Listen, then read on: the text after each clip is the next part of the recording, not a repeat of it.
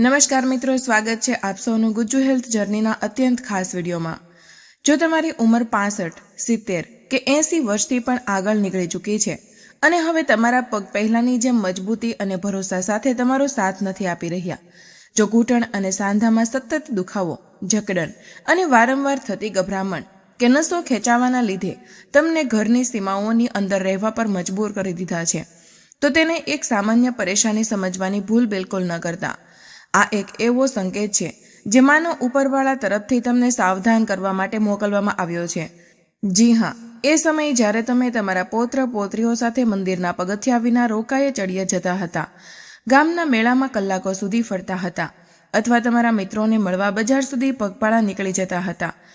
આજે એ જ પળો માત્ર યાદોનો હિસ્સો બનીને રહી ગઈ છે। આજે સ્થિતિ એ થઈ ગઈ છે કે પોતાના જ ઘરમાં બાથરૂમ સુધી પહોંચવું પણ કોઈ કઠિન લડાઈ જેવું અનુભવાય છે। દરેક પગલા પર એવું લાગે છે જાણે દુખાવાની કોઈ અણધારી સોય પગમાં ખૂંચી રહી હોય અને પડી જવાનો ડર દરેક સમયે મનમાં બનેલો રહે છે। પરંતુ આજે હું તમારી સાથે એક મજબૂત વાયદો કરવા માંગુ છું કે જો તમે આ વિડીયોને અંત સુધી ધ્યાનથી જોયો અને મારી બતાવેલી વાતોને સાચી રીતે અપનાવી તો માત્ર 15 દિવસની અંદર જ તમારા નબળા અને ધ્રુજતા પગમાં ફરીથી નવી શક્તિ આવી શકે છે। એટલું જ નહીં, તમારા પગ ફરીથી લોખંડ જેવા મજબૂત અને ઘોડા જેવા તેજ અને ચુસ્ત અનુભવાઈ શકે છે। હવે તમારા મનમાં આ પ્રશ્ન જરૂર આવી રહ્યો હશે કે આખરે આવું કેવી રીતે થઈ શકે? તો હું તમને બિલકુલ સાફ જણાવી દઉં કે આમાં ના તો કોઈ જાદુ છે અને ના તો કોઈ ચમત્કારી રહસ્ય, પરંતુ આ આયુર્વેદના એ 5 બહુમૂલ્ય ઉપાયોનું પરિણામ છે જે અવારનવાર તમારી પોતાની રસોઈમાં જ હાજર રહે છે। માત્ર તેમને પાણીમાં પલાળીને ખાવાની સાચી રીત જાણવી અને અપનાવવી જરૂરી છે। મારા એક દર્દી 76 વર્ષના સહજાનંદજી, જે એક નિવૃત્ત સ્કૂલ શિક્ષક હતા, તે દુખાવાના કારણે વ્હીલચેર સુધી પહોંચી ચૂક્યા હતા।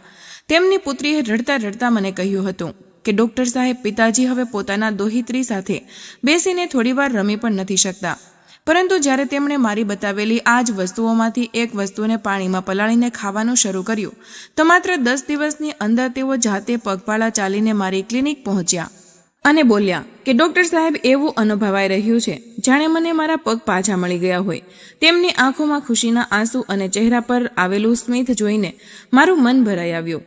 હું નથી ઈચ્છતી કે તમે અથવા તમારા પરિવારના કોઈ પણ વડીલ એવું માની લે કે વધતી ઉંમરનો અર્થ માત્ર દુખાવો, નબળાઈ અને લાચારી જ હોય છે।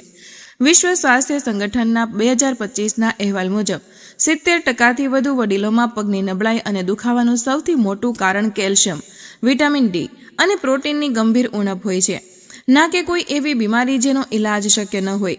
વળી એમ્સ દિલ્હીના એક સંશોધનમાં એ સામે આવ્યું કે સાચો ખોરાક સાચી રીતે લેવા પર 90 વર્ષની ઉંમરે પણ હાડકાની મજબૂતીને 60% સુધી વધારી શકાય છે। તો શું તમે એ ખાસ ઉપાયને જાણવા માટે તૈયાર છો જે તમારા પગમાંથી દુખાવો અને જકડનને ધીમે ધીમે દૂર કરી શકે છે? શું તમે ઈચ્છો છો કે તમે પણ કોઈ પણ સહારા વિના અને લડખડાયા વિના તમારા પૌત્રનો હાથ પકડીને મંદિર સુધી પગપાળા જઈ શકો?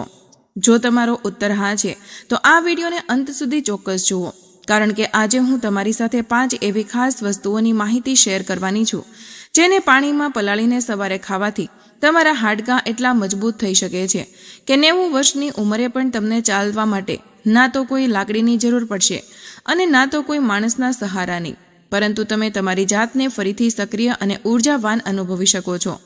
અને આ વિડીયોના અંતમાં હું તમને 3 એવી આયુર્વેદિક આદતો વિશે પણ જણાવીશ જે આ ઉપાયોના પ્રભાવને ઘણી સુધી વધારી શકે છે। એટલા માટે નીચે કમેન્ટમાં જરૂર લખો કે હા ડૉક્ટર સાહેબ, જો તમે પણ તમારા પગને લોખંડ જેવા મજબૂત બનાવવા ઈચ્છો છો।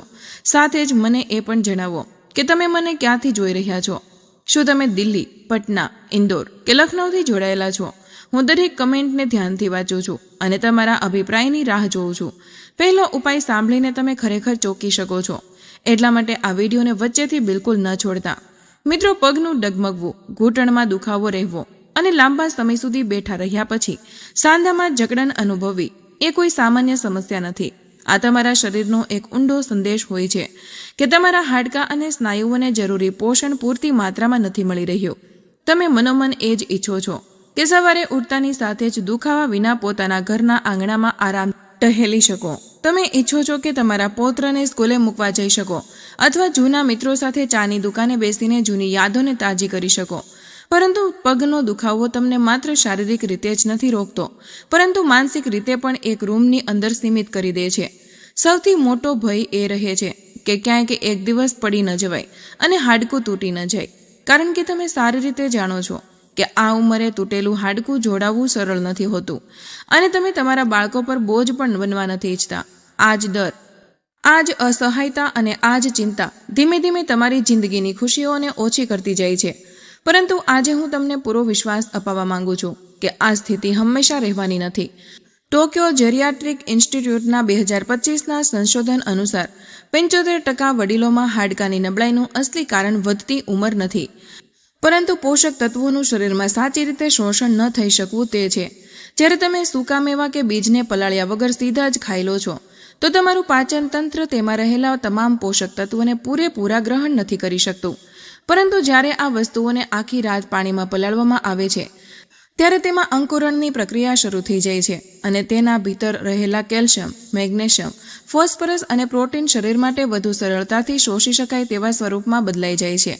આ જ કારણ છે કે પલાળેલી વસ્તુઓ એક પ્રાકૃતિક ઔષધની જેમ કામ કરવા લાગે છે. આયુર્વેદ અનુસાર પલાળવાથી ખાદ્ય પદાર્થોનું ભારેપણું ઓછું થાય છે, પાચન સરળ બને છે, વાતદોષ શાંત થાય છે અને અસ્થિ ધાતુને વિશેષ મજબૂતી પ્રાપ્ત થાય છે. હવે સમય બગાડ્યા વિના ચાલો જાણીએ એ પ્રભાવશાળી ઉપાયો વિશે, જેને પાણીમાં પલાળીને સવારે ખાવાથી તમારા પગ અને ઘૂંટણનો દુખાવો ધીમે ધીમે ઓછો થઈ શકે છે અને હાડકામાં લોખંડ જેવી શક્તિ આવી શકે છે. પહેલો ઉપાય છે પલાળેલા મેથી દાણા અને અખરોટના અદ્ભુત મેળ.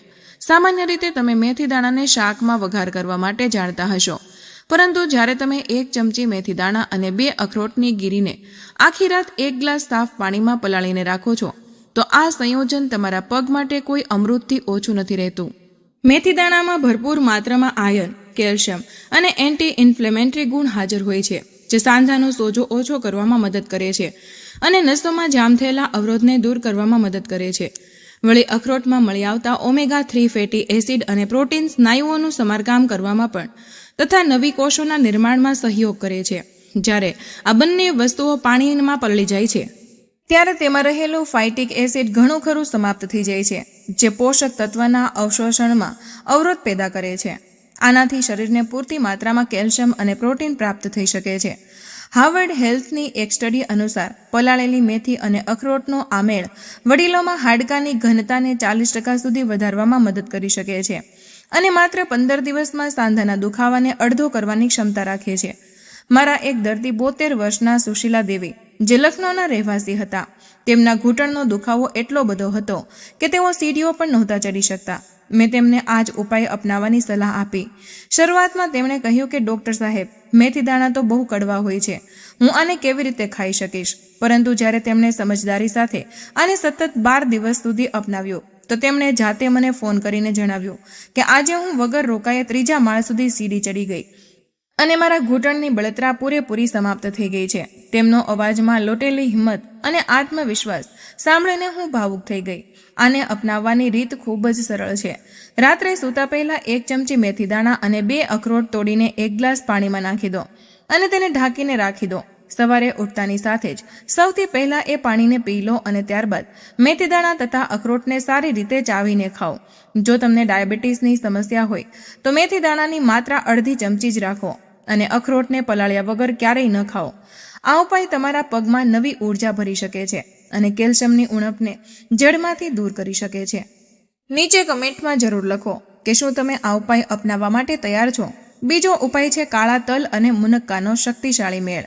ભાઈઓ અને બહેનો, આયુર્વેદમાં કાળા તલને હાડકાનો સૌથી ભરોસાપાત્ર મિત્ર માનવામાં આવ્યો છે અને જ્યારે આને મીઠી તથા ગરમ તાસીરવાળી મુનક્કા એટલે કે મોટી દ્રાક્ષ સાથે પાણીમાં પલાળીને ખાવામાં આવે છે તો આ પગના દુખાવા અને નબળાઈ માટે બેહદ અસરકારક ઉપાય બની જાય છે.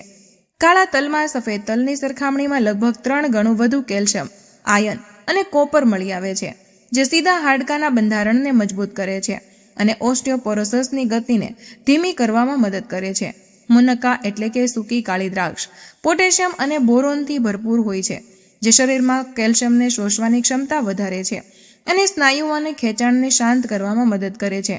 આખી રાત પાણીમાં પલાળવાથી તલનું બહારનું છોડું નરમ થઈ જાય છે અને તેમની અંદર રહેલું તેલ તથા પોષક તત્વ બહાર આવવા લાગે છે.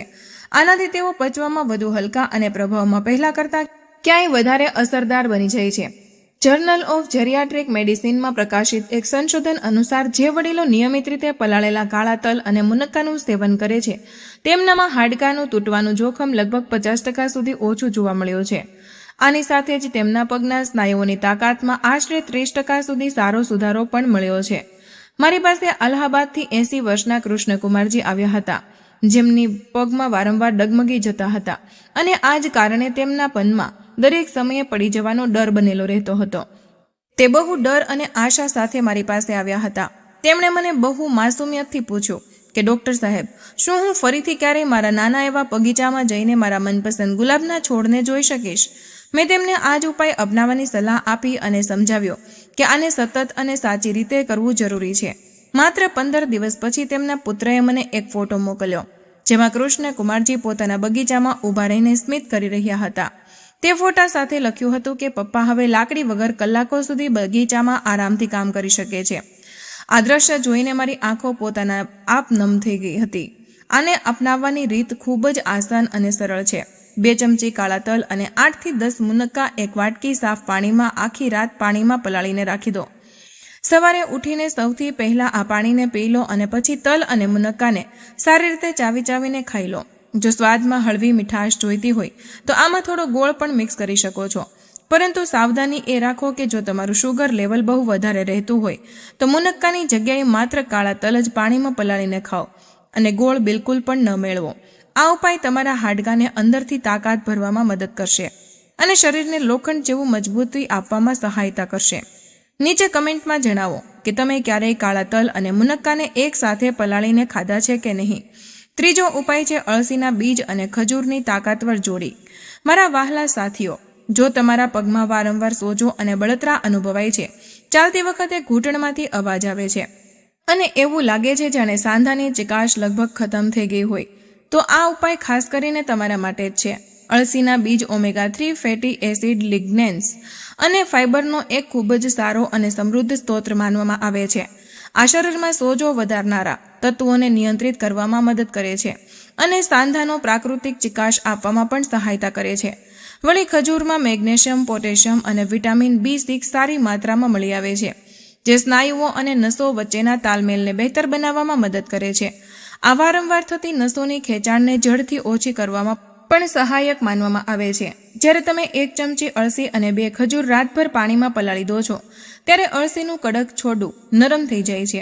તેના ભીતર રહેલું ગુંદર જેવું તત્વ બહાર આવવા લાગે છે, જે સાંધા માટે એક પ્રાકૃતિક લ્યુબ્રિકેન્ટની જેમ કામ કરે છે. બ્રિટિશ જર્નલ ઓફ ન્યુટ્રિશનમાં છપાયેલા એક અધ્યયનમાં જણાવવામાં આવ્યું છે કે જે વડીલો નિયમિત રીતે પલાળેલી અળસી અને ખજૂરનું સેવન કરે છે તેમનામાં સાંધાના દુખાવામાં લગભગ 65% સુધી ઘટાડો જોવા મળે છે. આની સાથે જ તેમની ચાલવાની ગતિમાં આશરે 40% સુધી સુધારો પણ જોવા મળે છે. મને આજે પણ વારાણસીના રહેવાસી 76 વર્ષના હેમલતાજી યાદ છે, જેમના ઘૂંટણમાં એટલો દુખાવો રહેતો હતો કે તેઓ પૂજા માટે પણ સરખી રીતે બેસી નહોતા શકતા. આ જ કારણે તેઓ અંદરથી બહુ ઉદાસ અને નિરાશ રહેવા લાગ્યા હતા.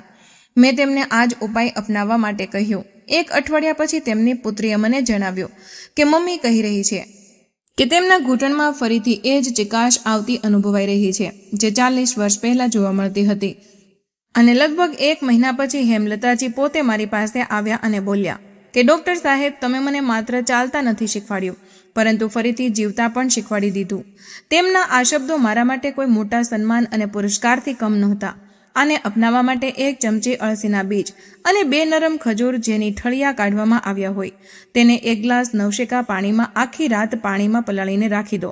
સવારે ખાલી પેટે સૌથી પહેલા એ પાણીને પી લો. પછી અળસી અને ખજૂરને સારી રીતે ચાવીને ખાઓ. સાવધાની એ રાખો કે જો તમારું પાચન નબળું રહેતું હોય તો અળસીની માત્રા અડધી ચમચીથી શરૂ કરો. સાથે જ ખજૂરનો ઠળિયો જરૂર કાઢી લો, જેથી તેને ચાવવામાં અને પચવામાં કોઈ પરેશાની ન થાય.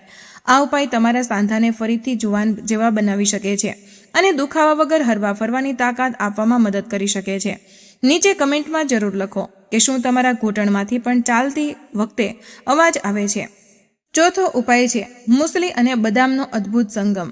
મિત્રો, જો તમારા પગ માત્ર દુખતા નથી પરંતુ બહુ વધારે નબળા અને પાતળા પણ થઈ ગયા છે, સ્નાયુઓ સંકોચાઈ ચૂક્યા છે અને એવું લાગે છે જાણે શરીરનો આખો ભાર માત્ર હાડકાં પર જ ટકેલો છે. તો આ પરેશાનીનું સમાધાન આ જ જોડીમાં છુપાયેલું છે. સફેદ મૂસલી એક બહુ જૂની આયુર્વેદિક જડીબુટ્ટી છે, જેને શરીરની ધાતુઓને મજબૂત કરવા અને સ્નાયુઓને ઊંડું પોષણ આપવા માટે જાણવામાં આવે છે.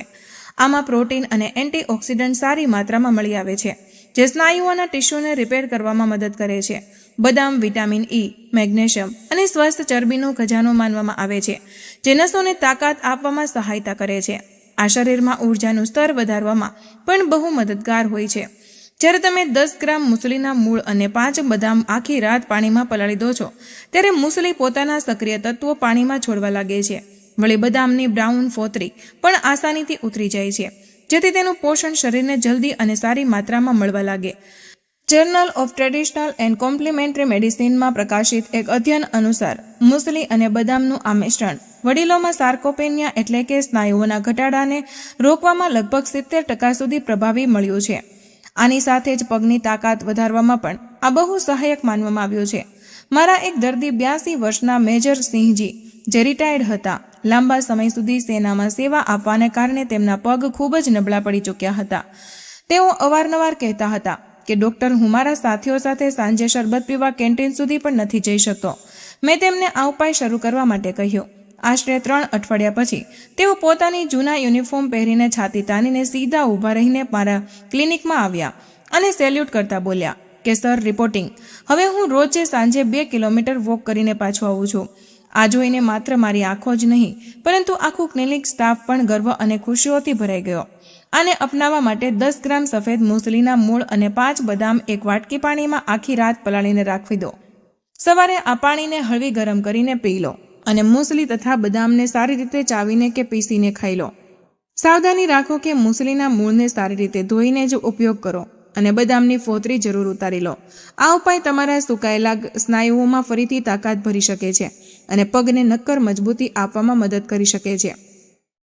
નીચે કમેન્ટ કરીને જરૂર જણાવજો કે શું તમે પણ તમારા પાતળા અને નબળા થઈ ગયેલા પગથી પરેશાન છો. 5મો અને આખરી ઉપાય છે વરિયાળી અને મખાનાની અનોખી જોડી. ભાઈઓ અને બહેનો, જો તમારી સૌથી મોટી પરેશાની રાતના સમયે પગમાં થતી તેજ ખેંચાણ અને બેચેની છે, જેની વજહથી તમારી ઊંઘ વારંવાર તૂટી જાય છે અને દિવસભર શરીરમાં થાક બનેલો રહે છે, તો આ ઉપાય તમારા માટે કોઈ વરદાનથી ઓછો નથી. વરિયાળીમાં એન્ટીસ્પાસ્મોડિક ગુણ મળી આવે છે, એટલે કે આ સ્નાયુઓની ઈચ્છા વગર થતી સંકોચનને રોકવામાં મદદ કરે છે. આમાં હાજર મેગ્નેશિયમ નસોને શાંત કરવાનું કામ કરે છે અને શરીરને આરામનો અહેસાસ કરાવે છે. મખાના, જેને કમળના બીજ પણ કહેવામાં આવે છે, તે કેલ્શિયમ અને ફોસ્ફરસનો બહુ સારો સ્ત્રોત માનવામાં આવે છે.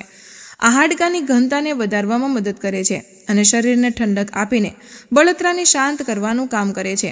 જ્યારે આને આખી રાત પાણીમાં પલાળી દેવામાં આવે છે, ત્યારે વરિયાળીનું તેલ અને મખાનાનો સ્ટાર્ચ પાણીમાં ઓગાળવા લાગે છે.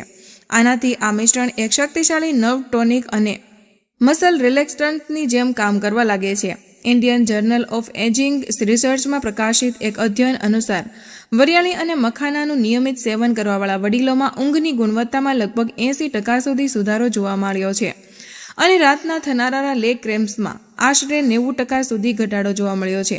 મારા એક દર્દી 78 વર્ષના વિમલા દેવી, જે ભોપાલમાં એકલા રહેતા હતા, તે રાતની ખેંચાણથી એટલા બધા પરેશાન હતા કે તેમને ડર લાગવા માંડ્યો હતો કે ક્યાંક રાતમાં દુખાવાના કારણે ચીસ ન પડી જાય અને આસપાસ કોઈ સાંભળવા વાળું પણ ન હતું. તેમનો ગભરાયેલો અવાજ સાંભળીને મેં તેમને આ ખાતરીવાળો ઉપાય જણાવ્યો. માત્ર 3 રાતો સુધી આને અપનાવ્યા પછી જ તેમણે ફોન કરીને કહ્યું કે ડૉક્ટર, પહેલીવાર મને સતત 3 રાત વગર કોઈ ખેંચાણે ઊંડી ઊંઘ આવી છે.